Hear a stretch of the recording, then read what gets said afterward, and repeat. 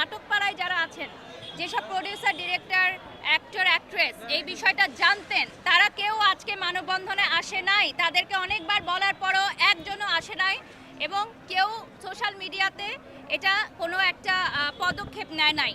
এটার রিজনটা কেন নেয় নাই? তারা কি চায় এরকমই হোক? এরকম অনেকেই মারা যাক? তারা কি আমাদের মিডিয়ার মানুষদেরকে খারাপ বলে? ওরাই খারাপ বলবে। আমি মিডিয়াতে কাজ করে আসছি অনেক বছর, এখন আমি সোশ্যাল মিডিয়াতে কাজ করি। ওরাই খারাপ বলবে যে না, মিডিয়ার সবাই মনে হয় এমন, তাই না? যেহেতু আমাদের অভিনেতাকে নিয়ে কথাগুলো উঠছে, ওরা সবাই বয়কট বলতেছে, অভিনেত্রীকে নিয়ে কথা জড়াইছে, এবং একজন ডিরেক্টর স্টেটমেন্ট দিয়েছে যে তার নাটকের শুটিংয়ে যখন ছিলেন, ডিরেক্টরের বউ স্টেটমেন্ট দিয়েছে যে যখন ওনারা শুটিংয়ে যেতেন, ওনারা রুম লক করে থাকতেন ঘন্টার পর ঘন্টা। আপনারা দেখেছেন ওই ভিডিও? হ্যাঁ।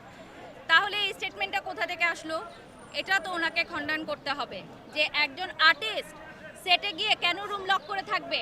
কাজ আমরাও করেছি, কাজ অনেকে করে, কিন্তু আমরা তো রুম লক করে থাকি না কখনো আমাদের কো আর্টিস্টদের সাথে। আমি তো নাটকের কেউ না।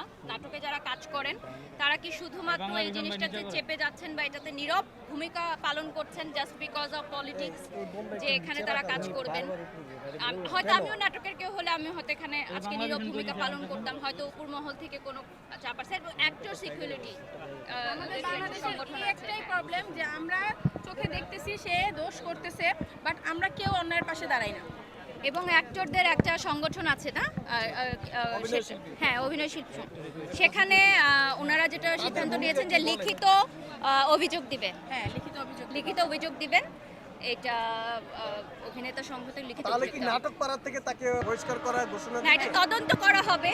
যদি তদন্ত করে আমরা জানি যে এই ধরনের মানুষরা, আমরা যার ফ্যান, আলবি ভাইয়ের অনেক ফ্যান আছে দেশে বিদেশে, এটাকে অস্বীকার করতে পারবে না। ফ্যানরা কি করে? তাকে ফলো করে। তাহলে ফ্যানরা তাকে কি ফলো করবে? যারা সেলিব্রিটি, যারা সোশ্যাল মিডিয়ায় পরিচিত মুখ, তাদেরকে জনগণ ফলো করে, যাদের কাছ থেকে শিখে। আজকে সেলিব্রিটিরা কি করছে, কি পড়ছে, কি খাচ্ছে, তার বইয়ের সাথে কেমন আচরণ করছে, সেটা শিখবে। তাহলে ওনার কাছ থেকে কি শিখবে? সমাজ কি শিখবে? আমরা জাস্ট এটুকুই বলতে চাই যে এটা সুষ্ঠু তদন্ত হোক, যে এটা হত্যা নাকি আত্মহত্যা।